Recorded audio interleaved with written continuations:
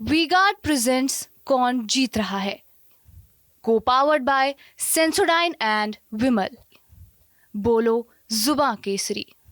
देखिए, पहले जो नीतीश कुमार थे वो अपने हिसाब से तो कर रहे थे, लेकिन अब जिस पार्टी में वो चले गए हैं वो सोच के यहाँ का मुसलमान जो है ये थोड़ा भयभीत है। अकेला अगर हम चले जाएं, वो दाढ़ी वाले टोपी वाले अगर हो जाए तो कोई नहीं सुनने वाला है। सरकार हम लोग इसलिए चेंज करना चाह रहे हैं कि मोदी जी सिर्फ अपनी बात कहते हैं, लोग की बात सुनते नहीं हैं। अब नीतीश कुमार का भी हम उनको नेता मानते हैं। आप पाँच साल की एक सरकार को आपको काम करना होता है, आप 5 साल में 2 साल पलट के उधर चले जाते हैं, पलट के इधर चले जाते हैं, तो काम कैसे हो पाएगा। सरकार जानती है कि मुसलमान जो है ना, या जो भी है गरीब, अगर एजुकेशन से बाहर रहेगा तो उसको हम इस्तेमाल बढ़िया से कर सकते हैं।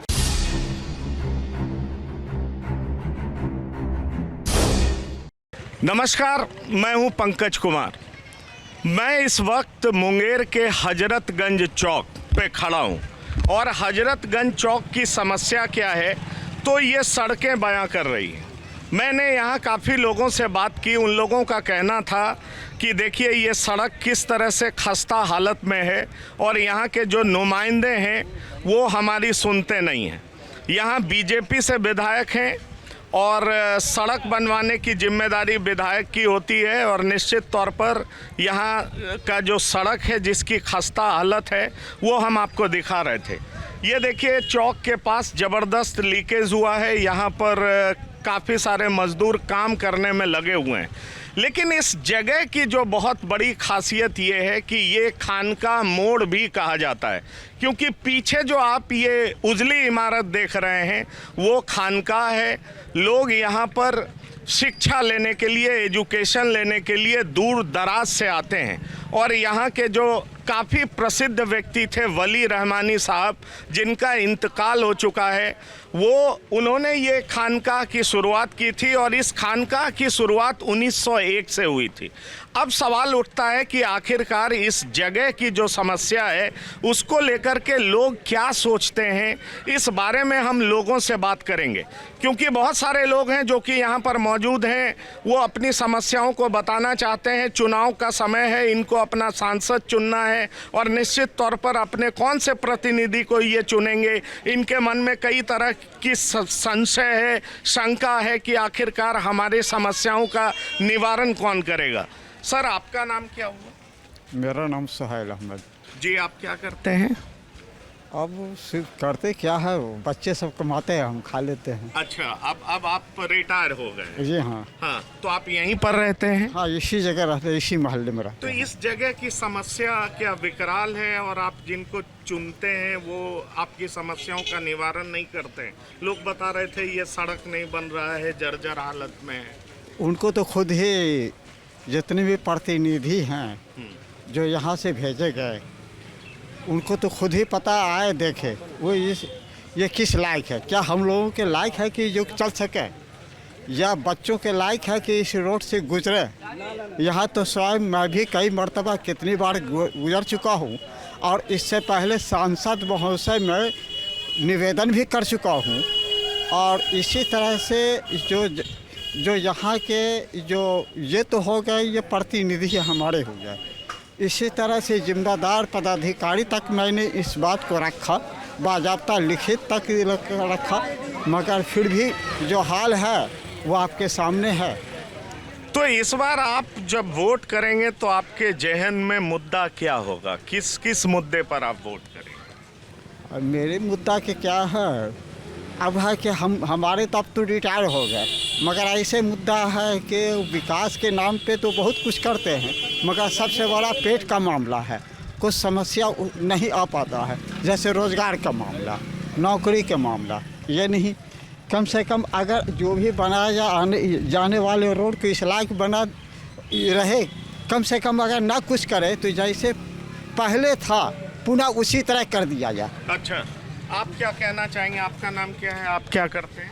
मेरा नाम मोहम्मद अमजद है, अब पूर्व वार्ड पार्षद है, इस वार्ड नंबर 39 से। अच्छा, आप पार्षद हैं? रहे 15 साल। तो ये सड़क का निर्माण क्यों नहीं हो रहा है? लोग काफ़ी परेशान है, कहते हैं कोई सुनता नहीं। पिछले वर्ष जुलाई में इसका टेंडर हुआ था, मगर समस्या ये है सीवरेज वाला ने NOC नहीं दिया अभी तक। अच्छा, इससे हम भी परेशान है। ऐसी बात नहीं है कि लोग की समस्या है, तो हमारी समस्या है। हम भी परेशान हैं।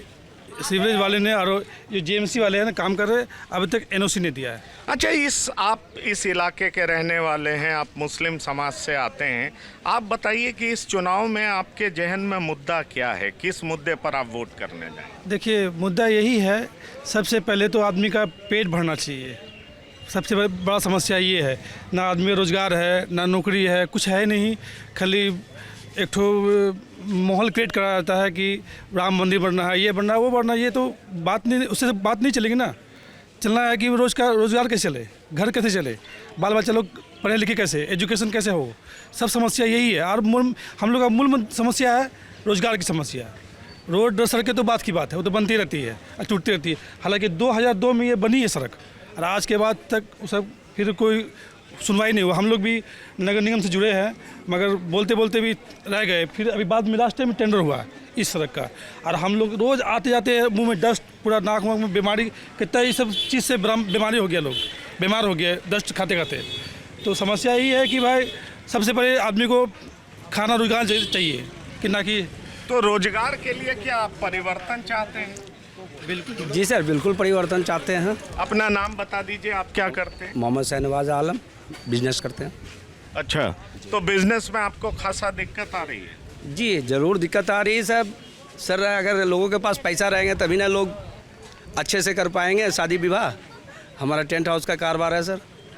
नहीं, नीतीश जी कहते हैं 94 लाख लोगों को हमने चिन्हित किया है जिनको 2 लाख रुपया दिया जाएगा रोजगार करने के लिए।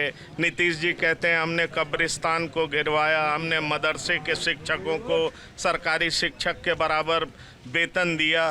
तो क्या इन सब चीज़ों, ये सारी चीज़ें आप तक नहीं पहुंची हैं, इन इलाके में नहीं पहुंची? सर देखिए, कहने के लिए तो बहुत लोग कुछ कहते हैं, मगर पेपर पे ही सारा काम रहता है सर। अगर एक आध 2 कब्रिस्तान को घेराबंदी कर दिया जाए तो पूरे नहीं हो जाते, ये पूरे नहीं हो सकते हैं। ऐसे तो चुनावी जुमला है, लोग आते हैं, कहते हैं, चले जाते हैं, और क्या। अच्छा, तो आप मानते हैं चुनावी जुमला है? बस और कुछ नहीं है। आप कुछ कहना चाहेंगे? नहीं कैदिस भैया लोग, हम लोग क्या कहेंगे। आपका क्या नाम है? मोहम्मद दानिश। आप क्या करते हैं दानिश साहब? कपड़ा का फेरी करते हैं। अच्छा, कपड़ा का फेरी करते हैं जी। इस जगह का मसाइल क्या है, मुद्दा क्या है? इस जगह का मुद्दा तो बहुत सारा है, लेकिन अभी आप यहाँ आए तो आप खुद ही देख रहे हैं कि मुद्दा क्या है। 15 साल से ये रोड नहीं बना है। जैसे बरसात उरसात आता है तो इस तरह का यहाँ माहौल होता है, आप पैदल नहीं चल सकेगा, इतना कादू कीचड़ इस रोड पे होता है। और बहुत बार जो है डीएम साहब को भी लिख दिया गया, और हमारे मंत्री महोदय ललन सिंह जी को भी लेटर दिया गया, कोई इसका सुनने वाला है नहीं। समझ लिए, ललन सिंह तो इस मुंगेर का MP है ही नहीं, मैंने जीत के जो जाते फिर आना है नहीं इसको। नाली पानी की बात तो इन्होंने की, सड़क की बात की। क्या यहाँ के मुसलमान असुरक्षा की भावना महसूस करते हैं? क्या असुरक्षा मुद्दा है क्या? मैं इसलिए आपसे ये सवाल कर रहा हूँ क्योंकि नीतीश कुमार घूम करके कहते हैं कि हमारे राज्य में कोई दंगे नहीं हुए, फसाद नहीं हुए, किसी तरह की ऐसी बात हमने होने नहीं दी। आप इस बात से कितना सहमत हैं? क्योंकि 2020 में इसी शहर में काफ़ी ज़्यादा बवाल हुआ था जब चुनाव का समय था, इसलिए मैं आपसे पूछ रहा हूँ कि क्या इस तरह का भी मुद्दा आपके जहन में होता है? देखिए, पहले जो नीतीश कुमार थे वो अपने हिसाब से तो कर रहे थे, लेकिन अब जिस पार्टी में वो चले गए हैं, वो सोच के यहाँ का मुसलमान जो है ये थोड़ा भयभीत है कि आने वाले समय में पता नहीं ये उसके साथ मिलकर क्या करे मुसलमान के साथ, ये कोई गारंटी उनकी नहीं है। जब चूँकि वो कभी इधर कभी उधर रहते हैं, तो सबसे बड़ी बात है कि मुसलमान तो थोड़ा असुरक्षित महसूस करता है यहाँ पे। अच्छा, मुसलमान असुरक्षित महसूस करता है। लॉ एंड ऑर्डर अभी भी समस्या है। लॉ एंड ऑर्डर ये है कि अगर हम अकेले हैं तो वो सुनेगा नहीं, हम किसी के ज़रिए से अगर वहाँ तक जाते हैं, चाहे वो पॉलिटिकल आदमी हो या जो है, तो कुछ सुनता है। लेकिन अकेला अगर हम चले जाएं, वो दाढ़ी वाले टोपी वाले अगर हो जाए तो कोई नहीं सुनने वाला है। अच्छा, तो आप क्या चाहेंगे कि परिवर्तन हो, केंद्र में सरकार बदले, या आप चाहते हैं कि केंद्र में सरकार यही रहे, सांसद बदल जाए, विधायक बदल जाए? केंद्र में सरकार बदलनी चाहिए, क्योंकि माहौल जो है केंद्र का पूरे हिंदुस्तान का बहुत ख़राब है, और डरा के काम करते हैं, गलत सलत बोलते रहते हैं। उनकी एक भी बोली, हमारे प्रधानमंत्री हैं, उनकी एक भी बोली अच्छी नहीं लगती है कि वो क्या बोल रहे हैं। अच्छी बात भी उनके मुंह से अब ख़राब लगने लगा है। तो वहाँ पर तो है कि बदली होनी चाहिए, सेंट्रल की गवर्नमेंट बदली होनी चाहिए और मुसलमानों पर ये ध्यान दे। वो कुछ नहीं चाहता है कि हमको बहुत कुछ चाहिए, लेकिन सुरक्षा चाहिए उनको। सुरक्षा चाहिए। आप क्या कहना चाहेंगे? आपका शुभ नाम क्या हुआ? मोहम्मद नईम।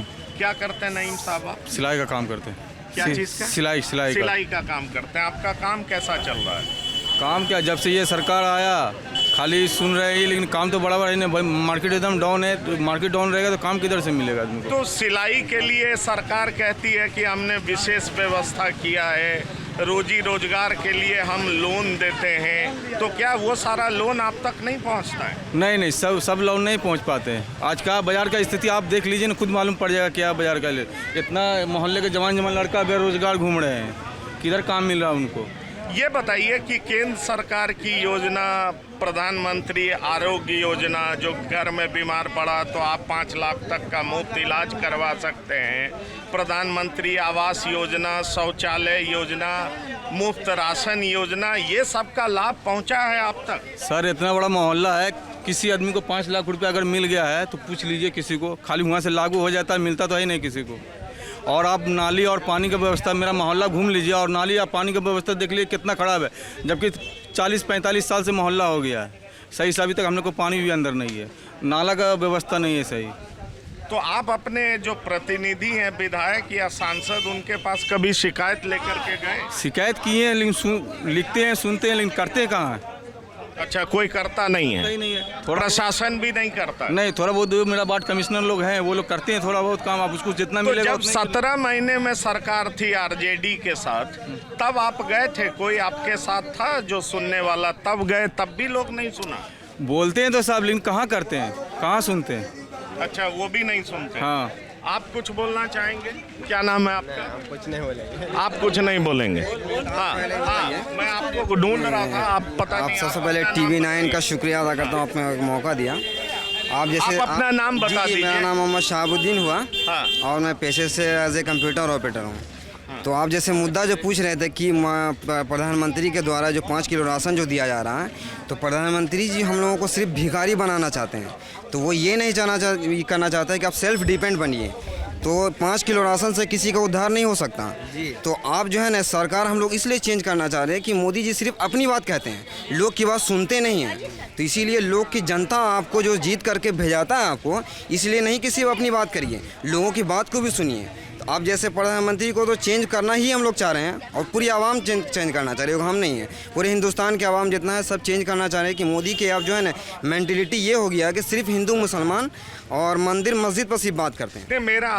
मेरा नईम साहब आपसे एक सवाल ये है, शहाबुद्दीन आपसे सवाल ये है, आप ये बताइए कि जो केंद्र की योजना है वो यहाँ लोगों तक पहुँच पा रही है कि उसमें भी हिंदू मुसलमान होता है? क्योंकि वो लोग खुल करके मंच से कहते हैं कि हम सारी योजना सबको पहुँचा रहे हैं और इसमें हम हिंदू मुसलमान नहीं कर रहे हैं। जो गरीब है सबको हमने इतना कार्ड दिया है, इतना राशन दिया है, इस तरह का शौचालय बनाया है, PM आवास योजना के तहत घर दिया है। ये मैं पूछना चाह रहा हूँ कि क्या इसमें आपने अंतर पाया है? बिल्कुल नहीं पाया, इसलिए कि प्रधानमंत्री से लेकर के चाहे वो स्टेट गवर्नमेंट का जो भी मैनिफेस्टो में है, सिर्फ वो किताबी भाषा में रह गया, बाकी लोग तक ज़मीनी हकीकत में कुछ नहीं है।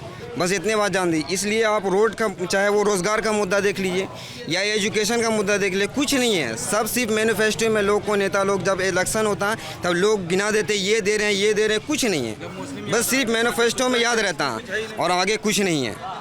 ज़मीनी हकीकत में जो मोदी जी कह रहे हैं, लोगों को आवास योजना दिया जा रहा है, लोगों को ये मेरा अगला सवाल आपसे ये है कि 17 महीने आरजेडी के साथ सरकार रही, उसमें कुछ अलग विशेष फ़ायदा आपको नज़र आया? फ़ायदा क्या नज़र आएगा? आप 5 साल किसी चीज़, एक वक्त पर किसी चीज़ को वक्त दीजिएगा तभी ना। अब नीतीश कुमार का भी हम उनको नेता मानते हैं। आप 5 साल की एक सरकार को आपको काम करना होता है, आप 5 साल में 2 साल पलट के उधर चले जाते हैं, पलट के इधर चले जाते हैं, तो काम कैसे हो पाएगा?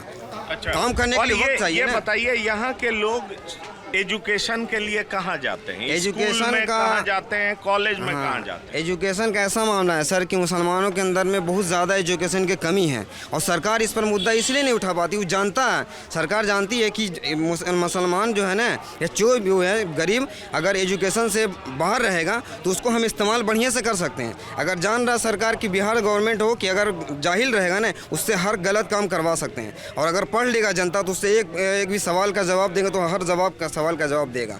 इसीलिए सरकार चाहती है कि हर लोग जाहिल रहें, और मुसलमानों में जो है ना बहुत एजुकेशन की कमी है, और बिहार सरकार जो है ना चाहती है कि हर एजुकेशन वो लोग में आए, लेकिन ऐसा सब में नहीं हो पा रहा क्योंकि मुसलमानों को खास तौर से नीतीश जी को ध्यान देना चाहिए, वो नहीं हो पा रहा। साहब ने खानका बनाया जी, और यहाँ से वली रहमानी साहब ने सुपर 30 शुरू किया, कई लोगों को इंजीनियर बनाने की कोशिश की, वो कितना कामयाब है यहाँ? देखिए उनका जो है रहमानी 30 जो है वो क्या है कि एक तरह से फ्री में बच्चे को पढ़ाने का एक मतलब चलन चला था, जो कि आपका पटना में एक भवन मिला था नीतीश कुमार के तरफ से, जो कि आज उनको क्या किया गया रहमानी 30 की तरफ से फिर वो बिल्डिंग को छीन लिया गया, क्योंकि ये वली रहमानी साहब चाह रहे थे कि मुसलमान बच्चों का, आवाम का, बच्चों का जो है ना भविष्य अच्छा हो सके। लेकिन बिहार गवर्नमेंट, यही नीतीश कुमार जी रहमानी 30 के लिए ज़मीन दिए थे पटना में और फिर वापस छीन लिया गया। क्यों छीना? कि मुसलमान आगे बढ़ जाएगा। आप मुसलमान का अच्छा देखना ही नहीं चाहते हैं। अब अच्छा अगर देखना चाहते तो रहमानी 30 की ज़मीन को आप वहीं छोड़ देते हैं। अब उनको इदारा जो है ना वली रहमानी साहब को आप करने देते हैं, आप करने नहीं दिए। ठीक है, आप क्या करते हैं? ये फल बेचते हैं। आप फल बेचते हैं, कितनी कमाई हो जाती है? ज़्यादा नहीं होती है, बस 400-500 होती है। पढ़े लिखे हैं आप? पढ़े लिखे तो नहीं है, सरकार पढ़ने का मौका ही नहीं दिया। अच्छा, पढ़ने का मौका नहीं दिया। आपको सरकारी योजना का लाभ मिलता है? कुछ मिलता है? प्रधानमंत्री आवास योजना, शौचालय योजना, राशन योजना, प्रधानमंत्री आरोग्य योजना, ये सब में कुछ मिला है आपको? अब देखिए, तो पहले तो सरकार ने हम लोगों के लिए शौचालय बनवाया, लेकिन उनसे पहले उनको खाने की बात करनी चाहिए थी, लेकिन पेट में अन्न नहीं है, पहले शौचालय में बैठा दिया। तो जब शौचालय में पेट अन्न नहीं रहेगा नहीं तो शौचालय में निकलेगा क्या? शौचालय में कुछ निकलने वाला है? अब 5 किलो अन्न के लिए हम लोगों को प्रधानमंत्री ने लाइन में लगा के रखा हुआ। ये हमारे देश का सबसे बड़ा दुर्भाग्यपूर्ण है कि 5 किलो अनाज के लिए हम अपने लाइन में लगे। ये 5 किलो अनाज मिलता है आपको? मिलता है, तो वही बस 5 किलो में हमारा क्या महीना गुजर जाएगा? नहीं, शौचालय योजना का लाभ मिला आपको? शौचालय हम लोग क्या करेंगे सर, जब पेट में हम ऐसे पूछ रहे हैं आपसे, आपको इसका लाभ नहीं, मिला? हम लाभ नहीं मिला। आपकी बार आरजेडी का सरकार। आरजेडी जिंदाबाद। नहीं मिला शौचालय। जिंदाबाद। तो चलिए, ये सारे लोग हैं, देखिए ये यहाँ पर सारे लोग इकट्ठा हैं, सबके अपने अपने मुद्दे हैं, सबके अपने अपने इश्यूज हैं। आप कुछ बोलना चाहेंगे सर? बोलिए। जरूर बोलना आपका चाहेंगे। क्या नाम हुआ? मोहम्मद वसीम उर्फ भोला। वसीम साहब, आप क्या करते हैं? हम बीड़ी बनाते हैं। अच्छा, बीड़ी खिलौना भी बेचते हैं। खिलौना बेचते हैं। बीड़ी का व्यापार पहले बहुत जोरदार होता था, मुंगेर से, जमुई से पत्ता आता था। अब कैसा व्यापार चल रहा है बीड़ी? अब वो खत्म हो गया। अच्छा, खत्म हो गया। क्या वजह है खत्म होने का? ये सरकार के दबाव में हुआ। वो राष्ट्रीयकरण लगा दिया उस पर। अब लगा दिया तो कंपनी मजबूर हो गया, वो टैक्स नहीं दे सका, काम को समेट दिया। यानी हम लोग करीब करीब मुंगेर में 24-2500 लोग बेकार ही हो गए। अच्छा। अब उसके पालन के लिए कोई व्यवस्था नहीं, और इनके दिमाग में तो बैठा हुआ है मंदिर, मस्जिद, कश्मीर, इंडिया, पाकिस्तान, इसके सिवा और इनके पास कुछ तो है नहीं। जहाँ जाते हैं हमने राम मंदिर बनाया, क्या राम? ये बताइए, बीड़ी से जुड़े जितने लोग थे उन्होंने अपना व्यवसाय छोड़ दिया या कुछ और काम क्या करने लगे? सब कोई रिक्शा चला रहा, कोई यही सब कर रहा है, और क्या कर। बीड़ी का कितना बड़ा व्यवसाय था यहाँ? अब यहाँ करीब करीब इस मोहल्ले में हम लोग करीब मजदूर 300-350 थे, और भी गांव में था लोग। करोड़ा का बिजनेस होता था। लेकिन अब तो कुछ है नहीं, कोई रिक्शा चला रहा, कोई इधर जा रहा, कोई उधर जा रहा। यही हाल हो गया हम लोगों का। बेरोजगार बहुत है यहाँ बिहार का। आप कुछ कहना चाह रहे थे? हाँ, अपना नाम बताइए। मेरा नाम हसन इमाम है, हम प्राइवेट टीचर हैं। अच्छा, आप टीचर हैं जी? कहाँ पढ़ाते हैं आप? हम प्राइवेट हर घर में जाते थे, अब हम नहीं पढ़ा रहे हैं, हम अच्छा, ऐसे बैठे घर में ट्यूशन देते हैं? हाँ, तो आप सबसे पहली बात है कि जितनी भी सरकार आई, चाहे वो जो है डीपी यादव के टाइम का हो या मधुलिमे का टाइम का हो या फिर जो है ये मुंगेर की बदकिस्मती है जो कि यहाँ कोई अच्छा नेता नहीं मिला। अपना फ़ायदा उठाया, अब वोट तक जो है मतलब कि हाथ थपथपाते रहा, उसके बाद जो है किनारे हो गया। आज तक इसका मुंगेर के विकास के लिए कोई नेता नहीं किया। वोट के टाइम में आता है, जैसे मेढक बरसात आता है, बरसाती मेढक की तरह ऊपर हो जाता, फिर गायब हो जाता। अभी 2001 में अबुल कलाम आज़ाद साहब जो आए थे, उसी में ही रिपेयरिंग हुआ था। उसके बाद से ये रोड जो है जैसा है आज तक नहीं बना। तो ये खानकाह में कितने बच्चों को शिक्षित किया जाए? यहाँ 500 से कम नहीं, 700-750, 1,000 के लगभग है।